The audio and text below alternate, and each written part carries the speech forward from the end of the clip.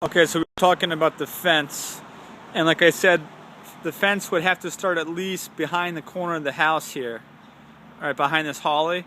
So essentially the fence would start there, go over to there. From a maintenance perspective, I would put a 4.5 foot wide gate in so you can get a 4 foot wide lawnmower in here. It'll cost you less money than having to have someone come in here with a push mower to cut the lawn in here. So again, that's something from experience that a typical fence company wouldn't think of because they're not also doing maintenance. We provide fencing, irrigation, masonry. We provide everything on the outside of the house is what we provide from services. So again, from an efficiency standpoint, we're thinking about all the different angles when we're doing any kind of landscape construction.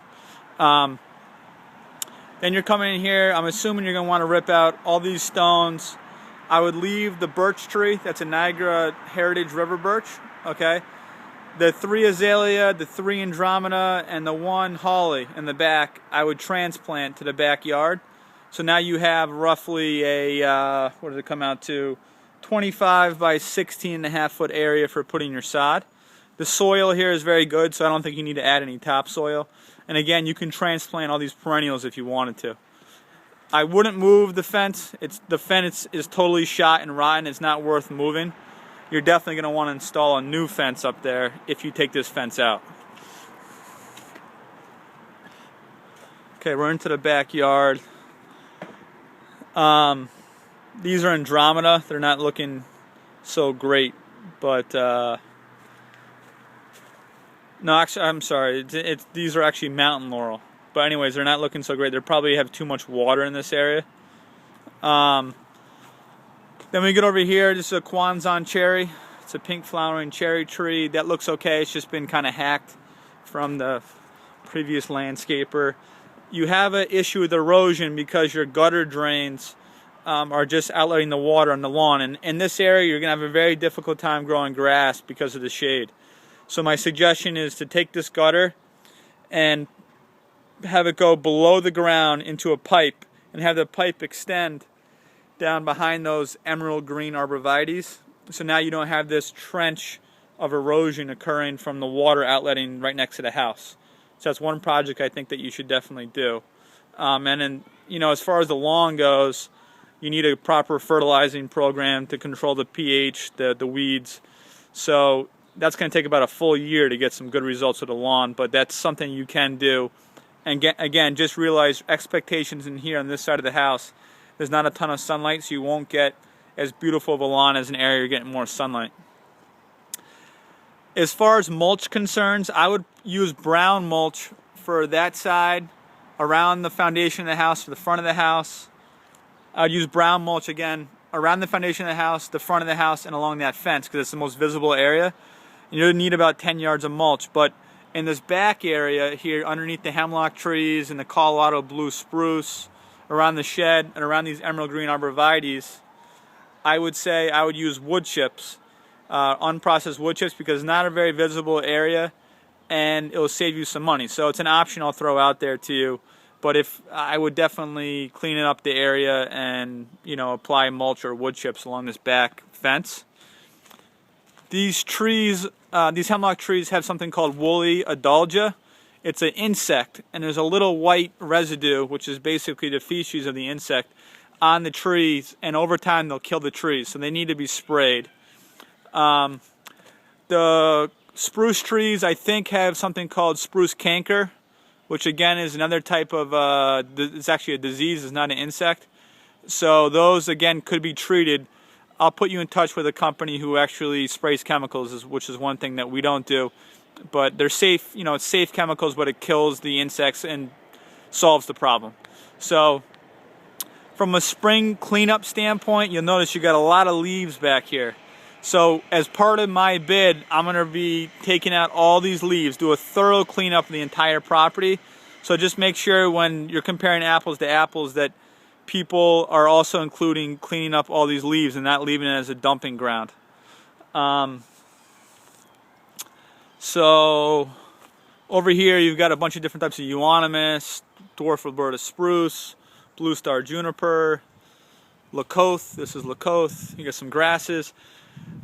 during the initial spring cleanup and mulching, you're going to want to trim all the perennials down in the ground. Now, perennial means that it's a plant that grows one year, and after that year, all the foliage is essentially dies back, and then you have to trim it all the way back to the ground the following year. So anything that's last year's growth that's not going to grow back, which is a perennial such as a grass, needs to be trimmed back when before you mulch.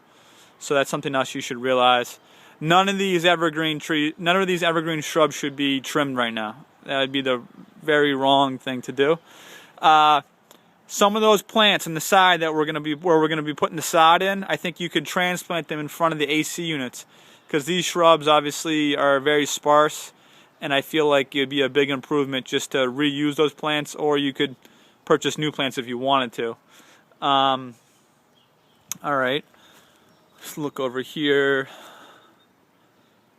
As far as edging the beds, you're not going to be able to get an edge that actually stays over time, because the lawn is very weak right now. There's very little root system in the lawn, meaning if you cut an edge into this bed, if you cut with a shovel and create an edge at the bed, then it's just going to collapse in the first rainstorm. So I don't recommend spending the money to have the beds edged at this moment. You could probably edge it next year or after you get the lawn growing. You've got another drain right here coming from one of these rocks.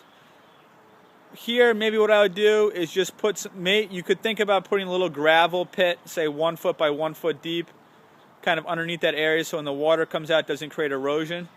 And the same thing over there. There's another gutter over here, which I don't think you necessarily need to trench all the way to the fence like I was talking about the other one. This gutter, I think you could create a little gravel pit so it breaks the speed of the water, rather than just come out like it is now and create a lot of erosion. I think if you put a little bit of a gravel pit, I think that would be the most cost-effective solution.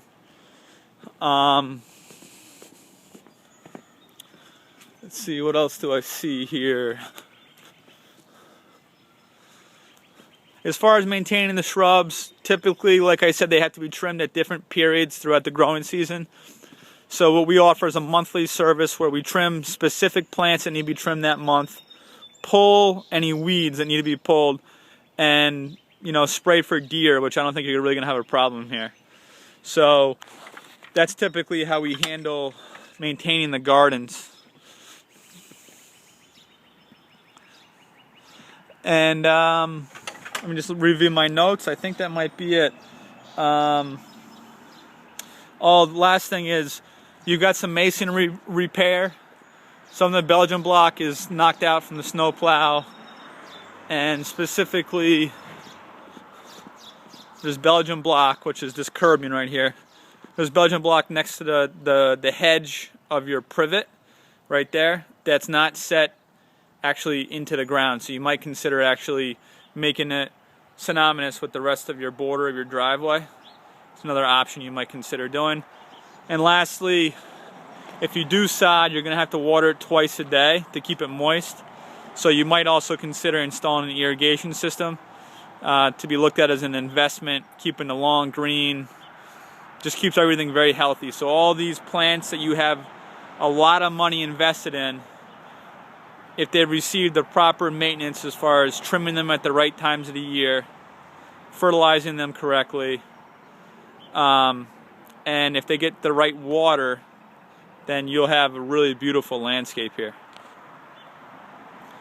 Only other thing is that fence along the whole side is all rotten. So it's not worth repairing any of the fence on that side. You'll notice it's pretty much shot. Cedar fences only last about 10 years. If you stain them, then you might get another 5 years. But this picket fence along that side of the house is totally shot. So it's another project, but it's something you might think about in the future.